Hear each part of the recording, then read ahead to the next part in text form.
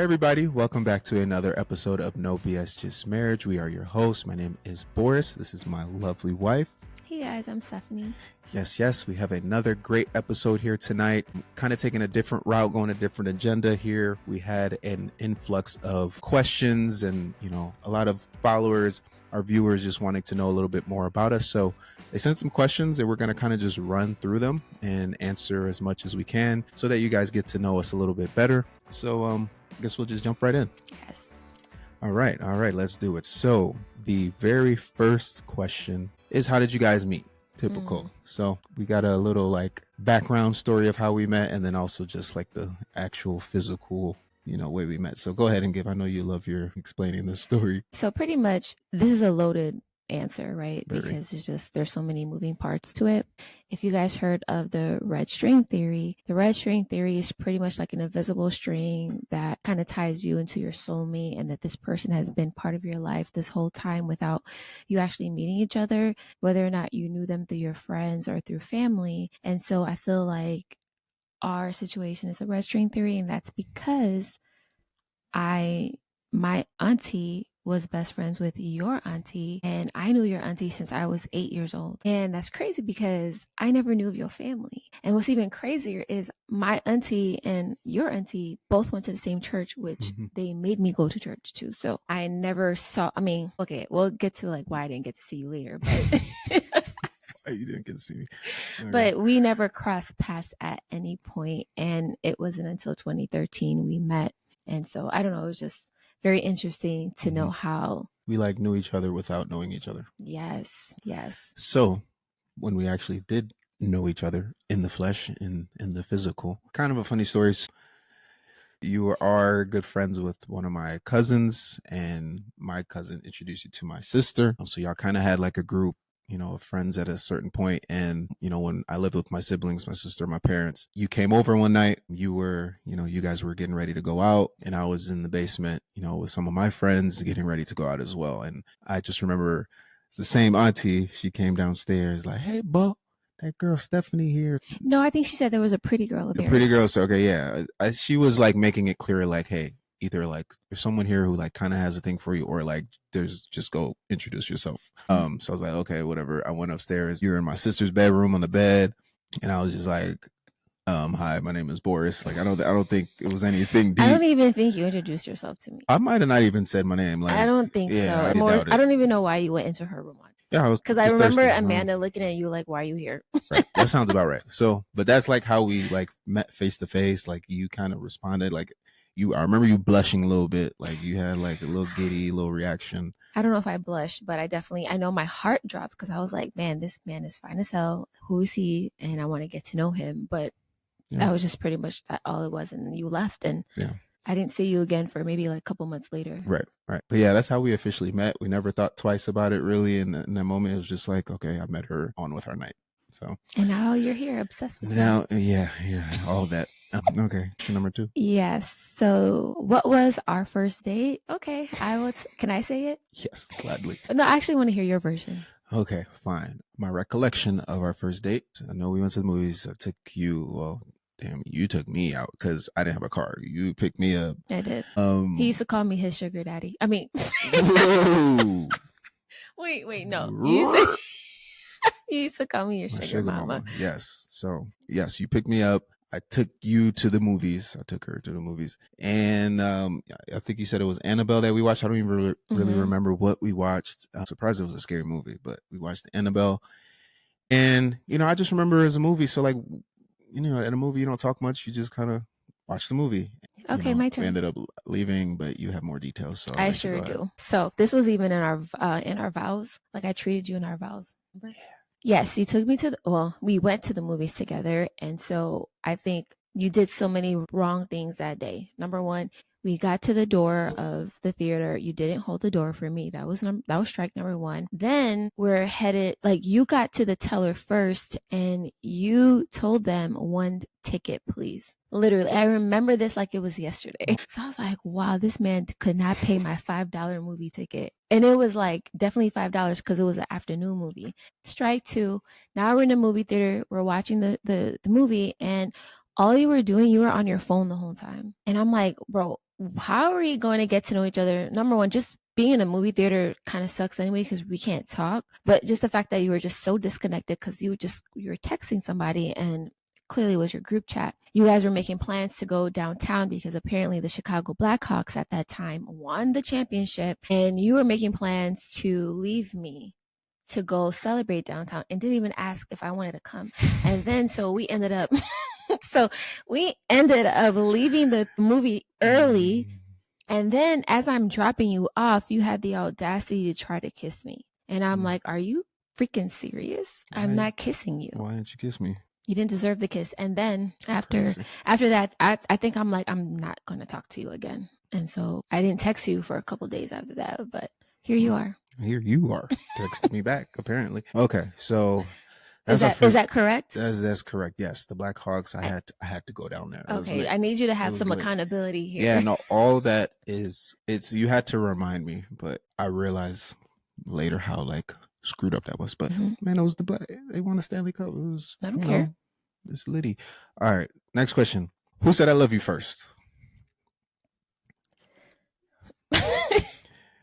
I'll give my version. I believe. Okay, I said it first accidentally because we're gonna say the whole truth right now. Okay. I said it because I thought you said it. Bro, that's not even the story, G. That's the story you want to say. There's a couple like fake stories and then like a real. Okay, we're talking about like real love, not like when we didn't really mean it. That story happened like 3 weeks into us talking. Yeah. Okay. So tell the real story. Then I was gonna also say when you said it at Western, we're not doing all that. No. All right. So those were accidents. Those were accidents. All right. So the first time was when Stir Crazy. You told me you loved me then? I don't think you did. When did I tell you I love you, man? I don't know. I think it was just one of those situations where you didn't have to tell me that you loved me, but I knew that you loved me. Like your actions showed me that you loved me, but you never really. I don't remember the first time. Yeah. Oh, I think I remember the first time you told me you loved me. I think the first time you told me we were at a Christmas party, and that's all I remember. Clearly, there is no. Damn, we suck. We do suck. I don't know if it was that memorable for me. Yeah, it wasn't like guess what? I love you. Like it became pretty evident and obvious. And I don't know. I don't remember who said first. I keep circling back on those times where you said it to me when you were leaving, when you visited me in college and you left and you're like, I love you. And I was like, what? You're like, nothing, bye. That was funny. But okay, sorry, whoever asked that question. We don't know who said I love you first. And that explains everything. Here's the next question.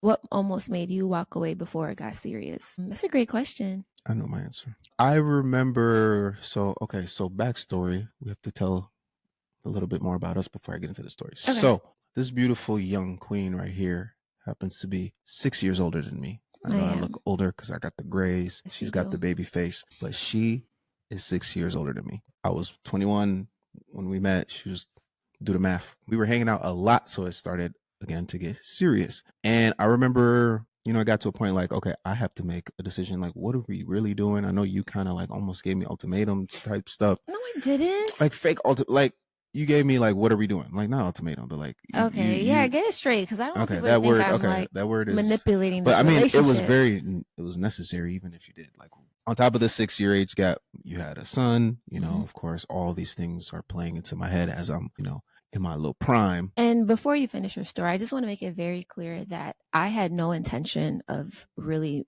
taking it serious with you. Yeah, neither of us. So I just want to make that. I just want to get that out there. Yes, we were having a lot of fun.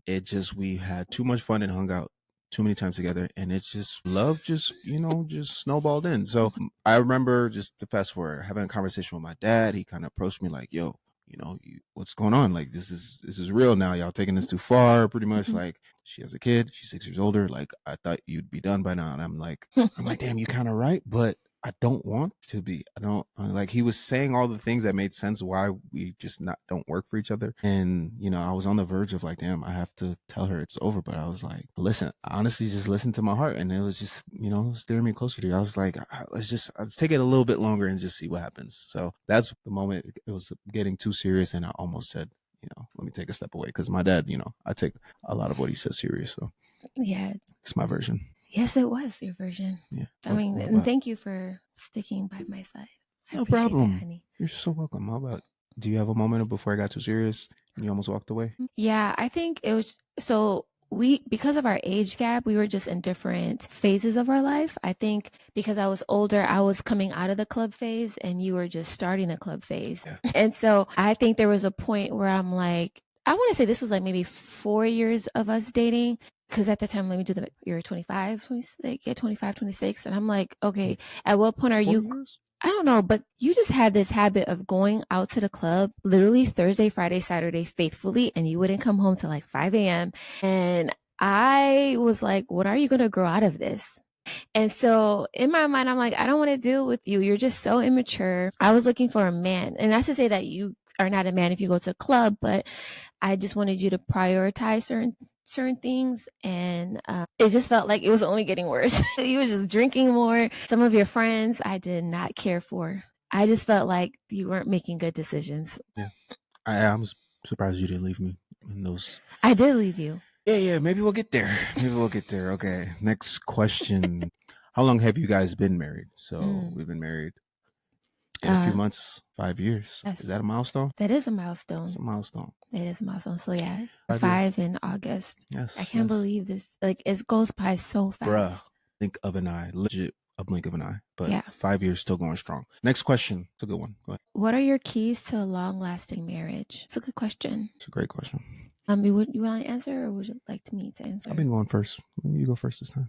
Okay, unless you need time. Okay, I want to hear your answer first. Okay, I would say so. They said, "What are our keys?" Mm-hmm. Okay, so this is what works for me. I think that in the beginning it was so okay. In the beginning of marriage, like again, we never lived together before. We moved into our house the same couple days that we got married. So we bought our house on a Wednesday. We got married on a Friday. Exactly. So we moved in Saturday. Literally, like we're doing life together for the first time, married, and we're still learning each other, our lifestyles, habits, things like that. And I think like mainly our communication styles and like when we get into conflict, like how we approach and deal with each other. I learned in a certain amount of time that it's important for the man to be like the bigger person when it comes to conflict. Like don't take things too serious. At the end of the day, I have to remind myself like this is my lifelong partner. There's nothing that she would do where she has intended ill will towards me. So like if we get in a conflict, I have to remind myself it's temporary. There's just a misunderstanding. We have to communicate. So that way I wouldn't, retaliate or like respond in an unhealthy way. It took time for sure, but I think to this day, like I have to have that memory of when we're like in a real disagreement where I just feel like you're just doing me wrong. I have to remember like this woman loves me. Like we've been through this 5 years, and it takes that certain amount of like humility. And I think just like self-reflection of, we are a unit, it's us against the world. And I feel like that kind of, sets me back on my feet. Some keys for a long lasting marriage, I would say, is having God centered in our marriage for sure. Number 2, choosing each other every day, even when there is no love, if we're not in a really good space. And number 3, I would say not going to sleep upset. That's what works for us. That's sometimes difficult to do. Yes. And then just being goofy with each other, I think. Have fun. Yeah, we're just so goofy, and you don't judge me and I don't judge you. Well, I think I'm like not that crazier than you, but I can truly be myself with you. No, you wild. Yeah, you have fun. I do. Yeah. That's part of the reason why I'm still here with you. Thank you. Okay, so next question is, how do you handle disagreements or challenges? Which we have an episode where we dive really deep into how we do that, like talking about conflict resolution, preferences, styles, and how I used to jump on your neck right away and be like, hey, what's the problem? Let's figure this out. Mm-hmm. You're mad at me. I want to make you happy. It doesn't work that way.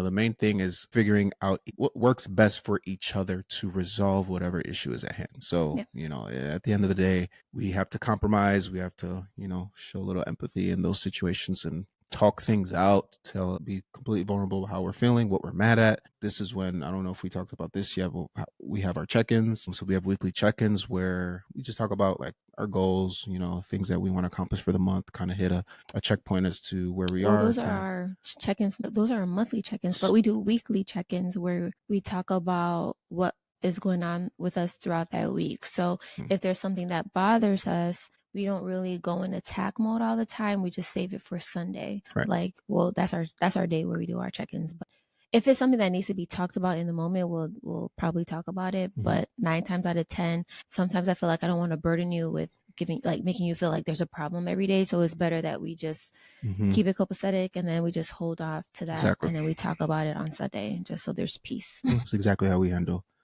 our challenges for the most part. Yeah. What's the next question? Next question. You go for it. One thing God had to break in you for your marriage to grow. I am the one that sees red first. You're not receptive to that. But also, you've been telling me if this marriage is going to work, you need to fix your attitude. And so I think I've just been actively trying to instead of going from 0 to 100, I go from 0 to 60 instead. 0 to 80. Stop saying that. Stop saying 0 to 80. It's 0 to 60. I can honestly say that I've really done better within our marriage. Like I'm kidding. Go ahead. You have. I'm really joking. You really have. Yes. So I think my goal is, we're gonna get to like 0 to 50, then we'll get a 40. I don't know if I can promise you that we'll get from 0 to 0. That's impossible. Yeah, but I think God had to break me in that because I didn't like how that made you feel. And I felt like it was stopping our growth together as well. 100%. Thank you so much, God, for that. Thank you for. What's yours? Mine is easy. It's kind of broad, but very important for me. I feel like what he broke in me in general was my relationship with him. I feel like I almost had no relationship with him before we got married. I definitely believed in God, and you talked about that in another episode, but I didn't really seek him. I didn't ask him for guidance. I didn't ask for forgiveness. I never prayed over a meal. When we got married, I learned pretty quickly I need to really grow my faith in him and understand him, read the Bible, acting as much Christ-like ways as I can just in everyday life, whether it's with you or just myself doing my own thing. I think I had to realize God is literally watching every move that we make, and that affects my relationship with him, and ultimately, of course, my relationship with you and how our marriage will last. So I think that was huge. And yes, that's thank you so much for that. I think a lot of people don't realize how important that is to be the spiritual leader for your for our marriage and for our family. Our therapist, Erica, she likes to say, a husband's role is to be Christ-like, love you as Jesus loved the church. Yes, and ultimately died to your flesh to love me, and love me correctly, right? Mm-hmm. So love language. And so, yes, without that, I don't know. Yeah. If we would have been okay. Hit it on the head. The next one is a fun one. What is it? What are your go-to date nights? We're different. Very. Which is good. I like calm. I like massages. I like dinner. I like to eat. I'm a foodie, so I like going to new restaurants. I like dressing up. I like going to the symphony. I don't know, just anything that's not adventurous. Yes. You like turn down. I do. I like turn up. So anything adventurous, anything outside, I love all the things that you like too. I can't have a bad date night, honestly, but preferably anything that involves an activity or, socializing or something fun, moving around. That's overall with what I prefer for date nights. Next question. I'll just read through the last two. What's something silly that you love about each other? I like this question. Yeah, this is a good one. There's a couple things. I think overall, I just love you're a lot more silly than people think. You be doing some stupid stuff to just be funny for no reason. And sometimes I wish there were cameras in every room in this house so I could keep these things that you be doing no one would expect it. I do be doing dumb stuff. Yes, you just sometimes it's almost to a point where it's annoying, but it's right at the verge of the perfect amount of this is so freaking funny. But I don't know. That's Is that all you have? Because for me, yes, there's another. I mean, it's kind of in the same thing, in the same boat. You also one silly thing I like about you is you have a couple different laughs, and you have a real genuine laugh, from a movie laugh, something funny. But you also have this this little this laugh that just smacks you in the face out of nowhere. You just, if I do it, it's gonna mess up the sound. You literally just be screaming from your esophagus, and it makes whatever we're doing so much funnier. And I don't know, it's silly. I feel that laugh is silly, and it makes any situation more funny. Okay, okay. Mine's kind of similar. One thing that I love about you that I also think that's very annoying. So what Boris likes to do is when he is watching a reel or a TikTok and it's hilarious, he has to he have to watch it 75 times. That's the part that bothers me, but it's your laughter. It's only getting stronger out of as breath. you watch it. Yeah. In my mind, if I'm watching something and I watch it 5 times, like my laugh isn't getting as strong. Yours is like intensify. Intensifies. Yes. Yeah. I be watching some funny stuff, man. I'm gonna have to find a Cracking up. clip or something if possible. And I, Like the you know, peanut butter. I don't know, but you just have this contagious laugh and you just can't breathe. And it's just so funny to me. I don't know. I just love it. Those are like, I feel like it happens like once a month where I have my 5 minutes Once a of month. tearing. Do this like twice a week. So I wish. I be hearing you laugh all around the house. Not that deep. That's a good question. Okay. This is the last one. What's one thing you've learned about yourself through your spouse? Okay, I know my answer. I would say I'm a very scary person. I'm not open to just being adventurous. I'm not open to trying new things. And you've pretty much told me like, I don't know. I think you just live life where you always say life is short and you just always got to try something just one time. And so you kind of take me out of my comfort. And so I've learned that it's okay. I'm not going to die. If I try this Very one valid. thing. Yeah, so that's on par. I love you for that because you shown me parts of me that I didn't know that I was capable of doing. It's crazy because my answer is like kind of the opposite. I feel like one thing that I've learned about myself through you is that I'm like, well, I mean, I knew this, but like you helped me be different. I always like to do things. I'm always up on my feet. I like hate sitting in one place. I always feel like I have to be outside or do something, go on a freaking walk, something. You know, I be tired, but like I don't want to be tired. So like I just keep going. And you kind of have to slap me in the face. Like you gotta chill sometimes. You gotta rest. Take a damn Sunday nap. Yes. Something like so. I started because I want you to live long. How are you going to live long if you're always out like doing something? You're not sleeping enough. You're already not sleeping enough. I live that life is too short mantra too strong. But you will not live long enough. I'm saying like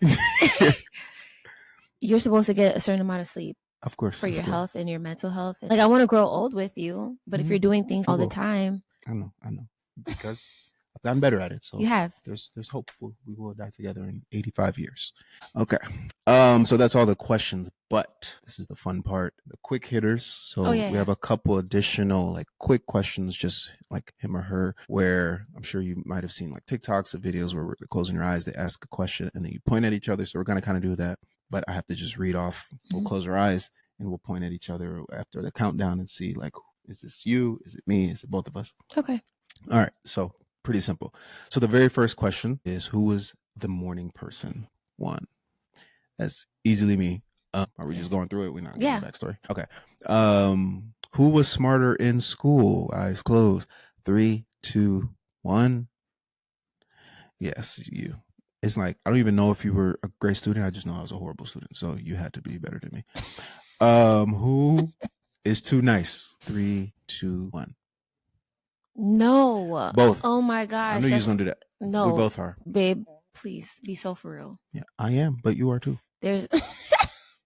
That'll be a different episode. Yeah. We'll talk about it. Who falls asleep during the movie? 3, 2, 1.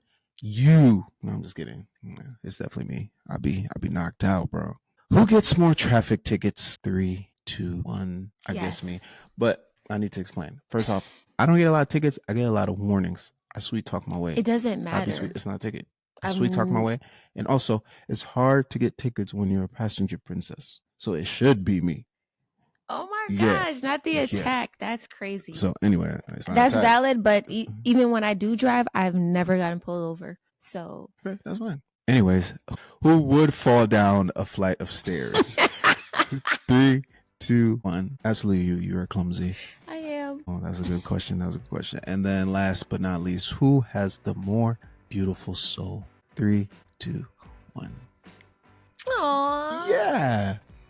Yes. That was so lame. Yeah, that's it. Anything else? Any other last minute questions? Are we out of time? Oh, we're out of time. But I mean, this was fun. I know I like to talk, so I feel like if we really answered these Yeah, questions, this would be a 2-hour. Each question could be an episode. Damn, yeah. No, that ass. Yeah. Okay, well, this was a great We didn't episode. even really talk about like where we came from, because like I'm repping. Shout out Cuzzo Eric. I'm repping like Balti. this sweater, and for those that don't know, we are Haitian, and Boris does not speak no type of Creole. Hey, 170 streak on Duolingo, getting better. So he's a fake Haitian. Oh my gosh, why are we being attacked right now? This is crazy. No, but yeah, we're Haitian. I just want to throw that in there because I'm like, how do we talk about everything else but where we come from? Our parents are originally from Haiti, but we live in Illinois, and I think that's it. That's about it. Yeah. Throw me under the bus. Now we have a better ending. Thank you so much. Thanks for tuning in. Bye, guys. Stay blessed. Have a great night.